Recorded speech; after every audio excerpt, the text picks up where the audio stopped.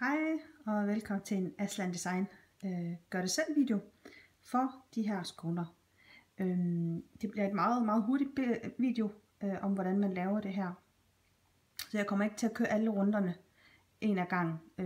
Jeg viser bare et eller to eksemplarer på hver runde, og så hopper jeg videre til næste. Det er meget nemt at lave, og består faktisk ikke af så mange runder. Og så er den rigtig fin størrelse og perfekt som værtindegave eller adventsgave, lige her 20, hvad det nu ellers kan være. Rigtig nem at lave. Jeg skal nok fortælle jer, hvornår man skifter til en anden farve, hvis I vil have det samme mønster som på det her. Til det her projekt, der bruger jeg i hvert fald 2,5 mm hækkenål, og så bruger jeg noget bomuldsgarn. Det kan også godt være Søstrene Grenes bomuldsgarn, eller hvad I har. Det der kan passe til 2,5 mm. Jeg bruger Elisa Bahar, hedder det, og det er et tyrkisk bomuldsgarn, som jeg købte en ton af, mens jeg var på ferie. Så det er det, jeg bruger. Men som sagt, I kan sagtens bruge Søstrene Grene, eller Scanfil, eller Drop 7 garn, som også er tynd bomuldsgarn. Går I størrelse op, så bliver jeres skåner selvfølgelig større, afhængig af jeres garn. Jeg har valgt den her størrelse, fordi det er bare perfekt, synes jeg. Den er hverken for stor eller for lille. Så yes, vi begynder med en magisk ring. Den kan godt være svært for nogle af jer, men nu prøver vi.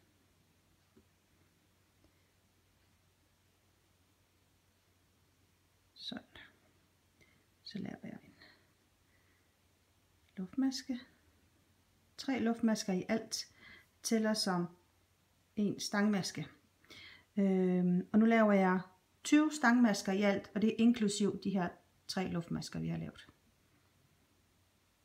Og det kan godt være, at det går lidt hurtigt nogle gange. Jeg skal nok prøve at forsøge at gøre det lidt langsomt. Det her det er bare helt almindelige stangmasker, som jeg laver der. Og dem skal jeg have 20 af i alt. Vi ses ved slutningen. Så er vi tilbage ved slutningen af den her runde her. Jeg har lavet 20 stangmasker, og så trækker jeg i den her tråd her, som jeg hæklede ovenpå. Så samler cirklen sig også. Og så laver jeg en knudemaske i den øverste af de 3 luftmasker, vi lavede i starten. Sådan der. Og igennem. Og så laver jeg 3 luftmasker.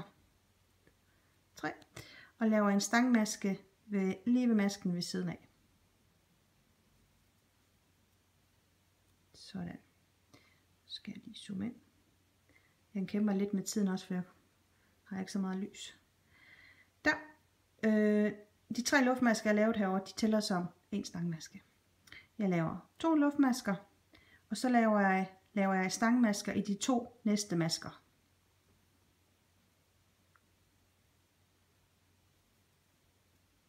Så laver jeg 2 luftmasker igen, og så laver jeg 2 stangmasker i de næste 2 masker. Og sådan er det faktisk hele vejen rundt. Og hvad tror jeg, vi skal lave nu? 2 luftmasker, ja. Og 2 stangmasker igen i de 2 næste masker. Skal jeg se, der var der. Sådan der. Så 2 luftmasker og 2 stangmasker i de næste 2 masker. 2 luftmasker, 2 stangmasker i de næste 2 masker. Og sådan fortsætter du hele vejen rundt. Vi ses ved slutningen. Så er vi ved slutningen af runde 2. Jeg har lavet mine 2 luftmasker. Og så laver jeg en knudemaske ovenpå den første 3 luftmasker lavet der. Sådan der. Og så laver jeg en knudemaske i næste igen. Fordi vi skal nemlig starte fra de her 2 luftmaskerum, vi har lavet herovre. Så det gik lidt for hurtigt. Jeg har lavet 2 knudemasker i den første, og så en knudemaske oven på den anden stangmaske. Og så laver jeg bare lige en luftmaske i 2 luftmaskerum deroppe. Der skal være 10 stangmaskepar i alt. Nu begynder vi på 3. runde, og her laver vi 2 luftmasker igen. Og de 3 luftmasker, vi har lavet, de tæller som en stangmaske. Og det gør de sådan set i hele opskriften eller mønstret igen. Laver en stangmaske ved siden af, laver 2 luftmasker, og så laver jeg 2 stangmasker i det samme rum.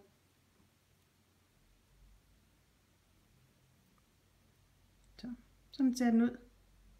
Og så går mønstret hele vejen rundt.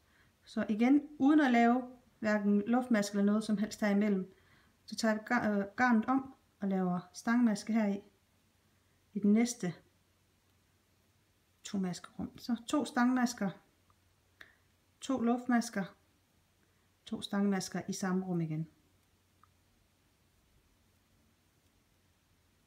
Sådan der. Sådan er det faktisk hele vejen. Jeg tager lige en mere. En stangmaske, det er faktisk 2, undskyld. Sådan der. I samme rum. 2 luftmasker. Og 2 stangmasker i samme rum igen.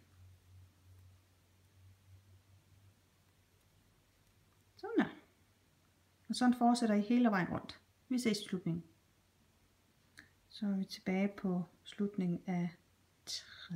runde. Der skal være 10 af de her takker eller par hele vejen rundt.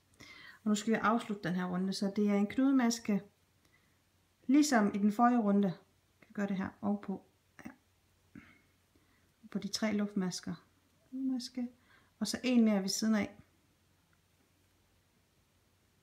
Sådan der. Skal jeg se, om jeg er ude af fokus. Sådan. Og så en mere i luftmaskehullet der. Sådan der. Og jeg glemte at nævne, at det var faktisk i den her runde, man også kan vælge skifte farven ud, ligesom på den her skåner her.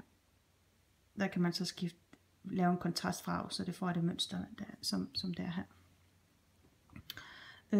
I runde nummer 4, der gør vi ligesom de forrige runder, der laver vi 3 luftmasker, tæller som stangmaske. Men den her gang, i stedet for at lave 2 stangmasker, 2 luftmasker og 2 stangmasker, nu laver vi 3 stangmasker, 2 luftmasker, 3 stangmasker. Så det er faktisk ligesom den her runde, bare med 3 stangmasker i stedet for.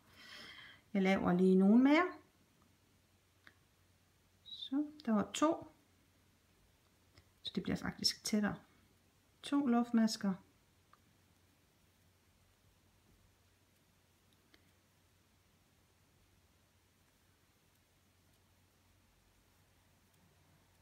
Sådan. Der var den ene. Så går vi videre over til den her luftmaskehul her. 3 stangmasker igen.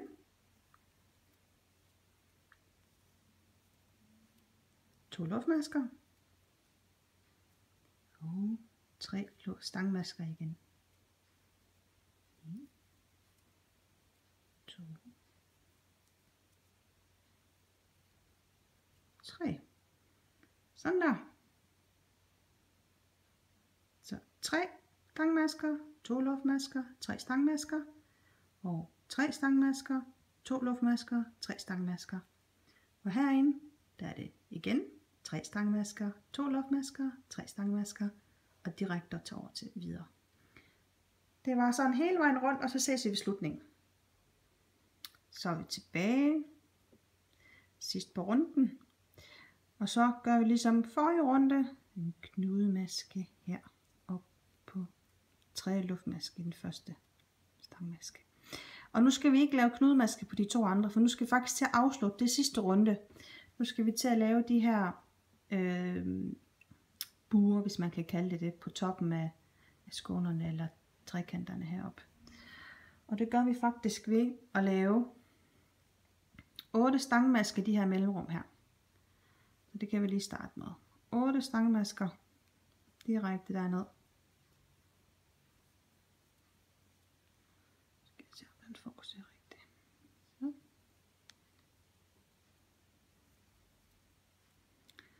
4,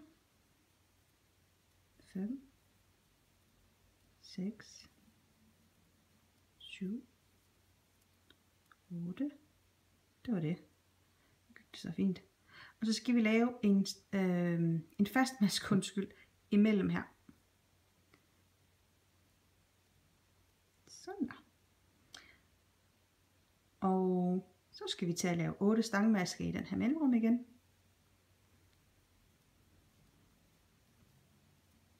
2, 3, 4, 5, 6, 7, 8. Og igen fast mask imellem, lige der imellem. Ikke indeni, du skal gå under. Sådan der. Sådan ser det ud. Og så laver du 8 stangmasker imellem den her igen. Og så laver du en fast maske ved at gå under. Og 8 stangmasker igen. Og en fast maske imellem. 8 stangmasker igen. Og sådan går du hele vejen rundt. Vi ses i slutningen. Så er vi tilbage igen. Sidst på runden her. Nu har jeg lavet hele vejen rundt. Og så skal jeg afslutte med en fast maske her imellem. Det gør jeg bare lige sådan her. Nu kommer jeg ikke til at klippe mit garn over. Fordi jeg har ikke nok af den her farve her. Men normalt så vil jeg lige klippe. Så tag den her ind her og stik den igennem lykken og hive til. Og hive rigtig godt til. Og så vil jeg så vende den om og væve den ind mellem de her skaller her imellem. Hvor mange gange det nu rækker til. Og så skal I selvfølgelig huske at trække til her ved den magiske ring og lave en knude. Jeg plejer at lave en lille knude her, og så væver jeg den så inden rundt i ringen her i midten. På den måde så går det heller ikke op. Så husk altid at lave en knude. For det er noget, der hjælper ikke kun at du væver en, det vil gå op altså på et tidspunkt. Den skal jo vaskes, ikke? Og det er vores skåner.